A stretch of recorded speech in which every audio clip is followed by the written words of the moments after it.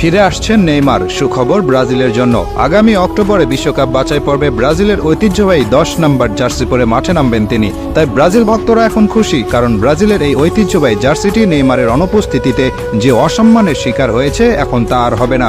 আগামী অক্টোবরে শক্তিশালী দল চিলির বিপক্ষে খেলবে ব্রাজিল। বিশ্বকাপ বাছাই পর্বে ব্রাজিলের অবস্থা এখন খুব ভালো নয়, আছে 6 নম্বরে। পৃথিবীর ইতিহাসে একমাত্র দল ব্রাজিল যারা সবগুলো বিশ্বকাপের আসরে খেলেছে।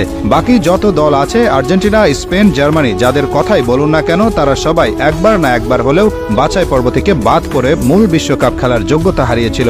কিন্তু ব্রাজিলই একমাত্র দল যাদের কোনোদিন এমন কিছু দেখতে হয়নি। কিন্তু এবার শঙ্কা জেগেছে বিশ্বকাপ বাছাই পর্ব থেকে বাদ পড়ার।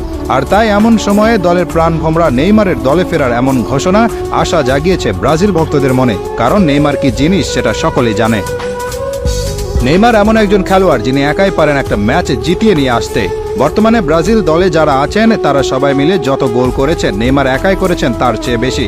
নেইমার 127 ম্যাচ খেলেছেন ব্রাজিলের হয়ে, সেখানে গোল করেছেন 79টি আর অ্যাসিস্ট করেছেন 59টি। আর এই হলুদ জার্সি এবং ব্রাজিল দলের জন্য নেইমারের যে পরিমাণ ভালোবাসা আছে তা আর কারণেই। কতটা ভালোবাসা থাকলে ইনজুরিতে থেকেও নেইমার দলকে সমর্থন